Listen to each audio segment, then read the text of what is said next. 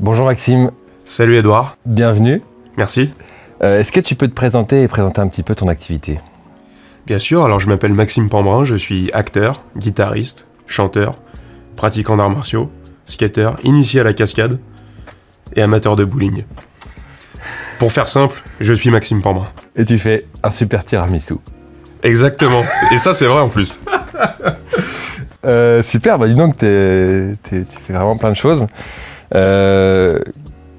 Qu'est-ce qui t'a amené vers le métier, on va dire, de comédien ? Bon, je vais vraiment m'orienter plutôt là-dessus. Qu'est-ce qui t'a amené vers ce métier-là ? Alors, tu fais bien déjà de t'orienter vers ce métier, parce que c'est vraiment celui-là en premier qui a été le moteur de mes envies artistiques en fait, et qui l'est toujours. Ça va être les phrases clichés un peu, mais tu sais, quand on est enfant, on s'imagine souvent faire plein de métiers, tu vois. Aussi par rapport aux jouets qu'on a, etc. Un coup on va être garagiste, un coup on va être pompier, etc., etc. Et en fait, moi j'ai toujours eu du mal à choisir un métier. Et j'ai compris assez vite en fait que ce métier-là, il pouvait potentiellement permettre de tous les faire, tu vois. C'est vraiment ce qui permet d'avoir 1000 vies en une, en fait. Et moi, c'est ça qui m'a attiré, je pense, et qui continue de m'attirer, tu vois. Putain, c'est excellent. Ok. Comment tu décrirais ton univers, on va dire, en un mot ? En un mot ? Oh, tu peux faire une phrase. Hein. Non, c'est intéressant d'essayer de le faire en un mot. J'ai pas envie d'être, cliché, tu vois, mais singulier. C'est une excellente réponse. Qu'est-ce qui te passionne le plus dans ce métier-là ? Qu'est-ce qui te fait vraiment vibrer dans le fait d'être comédien ? D'accepter l'impermanence des choses. Mais sur des choses très simples, tu vois. Tu sais, souvent les expériences, elles sont assez fortes, entre guillemets, dans le sens où, quand ça se passe bien, qu'il y a une bonne cohésion, tu crées rapidement un attachement, mais qui est temporaire, en fait, au lieu où tu travailles, aux gens par qui t'es entouré, en fait. Ça veut pas dire que tu les reverras pas après, mais c'était quoi la question, pardon ? Qu'est-ce qui te plaît le plus au quotidien dans ce milieu-là ? Ouais, voilà. En fait, c'est le temps de quelques journées, ou parfois même d'une seule journée, dans certains cas. Voilà, d'avoir un lieu, un groupe de personnes auxquelles tu vas avoir l'impression que t'as passé des mois, voire des années, en fait. Enfin, où il y a vraiment quelque chose de fort. Et par la suite, quand tu vas avancer, d'y repenser, de te dire « Ah, quand même, c'était une belle expérience, c'était bien. » Mais il faut pas chercher à recréer ça ou à l'entretenir, tu vois, de dire « On va retourner au même lieu, le faire avec les mêmes personnes. » Parce que justement, il y a d'autres lieux, d'autres personnes, d'autres histoires qui nous attendent. Donc, tu vois, moi, c'est ça qui me plaît dans ce métier, c'est l'impermanence des choses, en fait. Ça. Et tu peux le ramener à la vie aussi, en fait. Complètement, ouais, c'est complètement applicable à des gens que tu rencontres, peut-être que tu ne reverras jamais. Ok. Et c'est quoi ton premier souvenir d'acteur ? Où tu te dis là, putain, là, je suis en train de jouer, là. C'est ça. Tu fais bien de préciser, ouais. Parce que tu sais, j'ai fait une pièce de théâtre pour la fête de l'école. C'est ça, ouais. Ah, je me suis senti vivant, là. Non, mais alors... Eh ben, j'y repense souvent, c'est fou, hein. C'était lors d'un filage sur du théâtre contemporain, où il s'est passé ce truc, ce déclic, c'était pendant mon cursus d'acting, où il s'est passé ce truc de... Tout est naturel, en fait. Tu t'as même plus à réfléchir, en fait. Tu fais sans réfléchir. Pas dire que tu fais n'importe quoi, mais... Tu es tellement dans l'immersion, tu vois, tellement dans le moment, en fait, que... Tu te sens jouer, tu dis là, je suis un acteur. Ouais, c'est ça, et t'es même pas en train de le réaliser sur le moment, en fait. Oui, non, c'est parce que là, je t'en parle, tu te dis, ah... Ouais. C'est ça, ouais, bah oui, puisque ça fait au moins... Je te parle de cette expérience, c'était il y a 12 ans, ouais, exactement. Ouais. C'est énorme. Ouais, et c'est...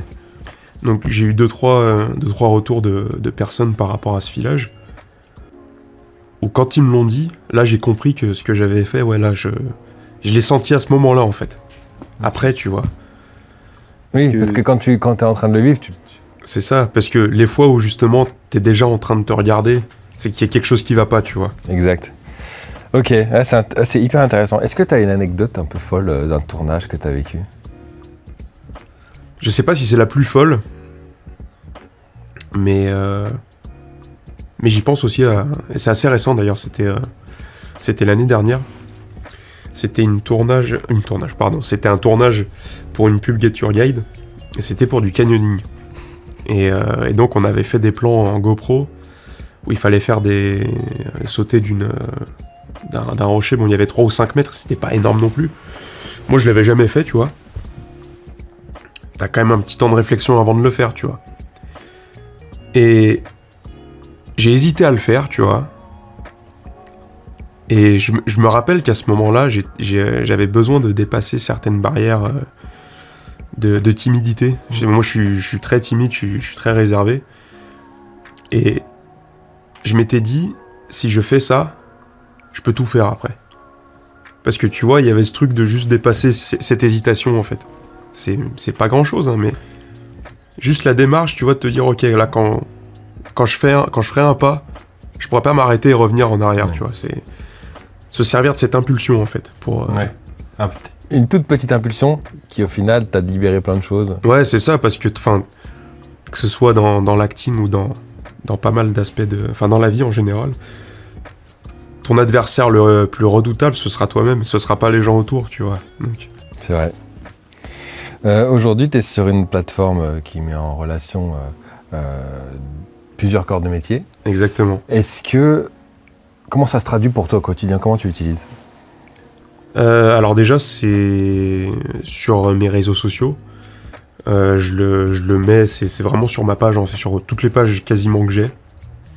Il y a ce lien-là. Donc l'accès est très direct, hein, tu vois, donc, puisque les réseaux sociaux sont plus qu'accessibles. On y est tous les jours. Donc j'essaie de le mettre en avant comme ça, en fait, parce que c'est là que je me mets en avant moi, donc c'est comme ça que je m'en sers. Je m'en sers aussi pour postuler, en fait, à des annonces, tu vois, parce que tout est prêt, en fait, dessus. Et là, il y a vraiment, sur cette plateforme, que le côté pro, tu vois. Là où sur les réseaux sociaux, on peut trouver des choses plus personnelles, plus... Ouais, notamment Insta, où c'est un peu la vie au quotidien. Bref, j'allais dire presque comme un journal de bord, tu vois, mais... ou sinon des souvenirs, tu vois. Enfin, je veux dire, il y a autre chose que du pro. Là, sur cette plateforme, il n'y a que du pro. Donc, il suffit, voilà, d'avoir le lien, et tout est dessus, en fait. Okay. Ça t'a apporté des opportunités? Bien sûr, ouais. Ah ouais? Ouais, ça m'a apporté pas mal d'opportunités. Ça m'a aussi permis d'intégrer une agence. Parce que j'avais été contacté par le directeur d'une agence de casting dessus, qui m'avait proposé un job. Bon, ça s'était pas fait. Mais derrière, moi, j'avais entretenu le contact avec lui. Et en parlant avec lui, en fait, j'avais demandé à intégrer son agence. Et tout simplement, je l'ai intégré comme ça. Et par la suite, quelques années après, ça m'a amené un job aussi par cette agence, en fait. Parce que, en fait, c'est ça qui est intéressant, c'est que ça m'a amené des opportunités qui ont abouti, et ça m'en a amené d'autres qui n'ont pas abouti, mais qui ont amené d'autres choses derrière, tu vois. En fait, c'est une dynamique, en fait. Tu vois. J'allais te dire, est-ce que tu connais le joueur qui a raté le plus de pénaltys dans l'histoire? Cristiano Ronaldo. Est-ce que tu connais le joueur qui a marqué le plus de pénaltys dans l'histoire? Cristiano Ronaldo. Exactement. Non, faut jamais arrêter. Oui, les gens qui ont le plus raté sont ceux qui ont le plus tenté, et ce sont souvent ceux qui ont le plus réussi. Exactement. Et donc, tu retrouves ça, ouais, dans le baseball aussi, sur les home runs, dans tous les sports, et même dans plein de domaines de la vie, en fait. Ouais. Et ça se traduit aussi là, donc tu postules à énormément de choses. Il y a énormément de choses que tu vas rater. Bien sûr, ouais. Mais faut jamais rien lâcher, quoi. Faut pas s'attendre à une réponse. Ouais. Mais il faut continuer, faut faire le métier, quoi, c'est important. Ok. C'est quoi ton projet de rêve que t'aimerais faire là? Tu me dis, j'aimerais trop faire ça en tant qu'acteur. Un film d'action, vraiment orienté arts martiaux, tu vois. Un film d'action, mais où il y a pas que juste de la bagarre ou des scènes explosives incroyables qui en mettent plein la vue, juste pour divertir. Vraiment qui qu'il y ait des enjeux, tu vois, des choses à jouer qui servent tout ça, en fait. Il y a une émotion qui sert le combat, quoi. Ouais, voilà, que ce soit pas de la violence gratuite, tu vois, qui est quelque chose qui serve tout ça, quoi. Ok, je te vois bien, ça. Peut-être dans les années à venir. On va faire un petit jeu. Si tu préfères, en gros, je te pose des questions avec 2 options. Tu choisis laquelle tu préfères, les 2, et tu m'expliques pourquoi. Ok ? Ok, c'est parti. Tu préfères jouer en impro ou tu préfères connaître ton texte parfaitement et ne pas dévier ? Je pense que je vais plus pencher pour impro, parce que j'ai aussi fait une caméra cachée, et j'aspire à en refaire. C'est vraiment... c'est quelque chose que j'ai mis de côté, mais je l'ai pas oublié. Il faudra juste la bonne opportunité pour le faire. Ok. Mais... ouais, l'improvisation, parce que c'est bien d'avoir un texte. Il faut... voilà. D'avoir un texte qui sert la scène que tu joues, qui sert l'histoire à laquelle tu donnes vie. Mais ce qui vient au moment de le faire, il faut pas le refuser, en fait. Ok. Quitte à ce que ça change un peu le texte, ou peut-être que ça le zappe même, ça se trouve. C'est pas grave. Et on en refera une si c'est pas bon, tu vois. Ok. Excellent. Tu préfères tourner 3 jours avec Tarantino ou 3 mois sur une série ? 3 mois sur une série, puis je l'envoie à Tarantino derrière, comme ça. C'est exceptionnel. Bah oui. Ouais, pas con. Tu préfères avoir un rôle principal dans un petit film ou un petit rôle dans un grand film éventuellement d'une franchise, un truc comme ça ? Un rôle principal dans un petit film. Ok. Parce que au moment où tu le fais, tu sais jamais ce que ça peut devenir après.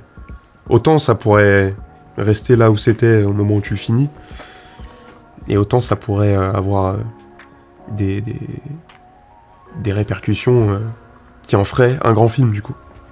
Et peut-être une franchise. Bah voilà, c'est ça, une saga. Exactement. Tu préfères jouer un rôle, une scène très émotionnelle ou une scène d'action, de bagarre ? À l'heure où on se parle, une scène de bagarre. Ouais. Mais c'est l'instant T. Là, tu penses bagarre, peut-être qu'on pourrait avoir cette conversation des années plus tard et tu me dirais la émotion, quoi. Mais il y a toujours de l'émotion dans une bagarre, c'est stimulant, tu vois. C'est ça qui est intéressant, c'est que... Ça crée quelque chose aussi chez le spectateur, tu vois. C'est ça. Allez, peut-être une dernière. Tu préfères le cinéma ou le théâtre ? Le cinéma. Ok. Allez, j'en fais une dernière. Allez, vas-y. Héros ou méchant ? Anti-héros. Ouais. Ouais, c'est un peu ça. Ok, Ouais. ok. Il a hacké la question, quoi. Ouais, bah là, c'est... J'espère que personne n'a entendu, du coup. Eh bah écoute, génial. Qu'est-ce que... T'as des actus là qui arrivent ? T'as des trucs qui vont sortir, peut-être ? Alors, là, qui vient de sortir, un court-métrage qui s'appelle Home Sweet Home, pour le premier festival de la cascade et de l'action en France, donc qui est visible sur YouTube, qu'on peut retrouver sur mes réseaux sociaux aussi. J'en suis dans un autre aussi, pour le même festival, du nom de Time Out. Et voilà, donc c'est de l'action, de la cascade, bagarre, arts martiaux. J'ai pas mal de dates de concert en tant que guitariste-chanteur au sein de mon duo Max and Flow Entertainment. Enfin ça, voilà, c'est notre nom sur les réseaux sociaux. Excellent. Mais c'est Max and Flow Unplugged, en référence au MTV. Unplugged. Trop fort. Ouais. Ok, donc putain, pas mal de projets artistiques, quoi. Et je dois relancer la caméra cachée. Ouais. En fait, j'ai pas trouvé encore on va dire le contexte, l'endroit. Le lieu, les cibles. C'est ça. Mais voilà, il faut juste une opportunité comme ça où je dis, ah tiens, là il y a un terrain de jeu, là il y a un truc à faire. Ok. On suivra tout ça de près. Bien sûr. Et je te remercie, j'ai été ravi d'avoir pu échanger avec toi sur ce sujet. Tout le plaisir était pour moi. Je te dis à bientôt. Bah ouais, à très bientôt. À bientôt, Maxime, merci. Ciao.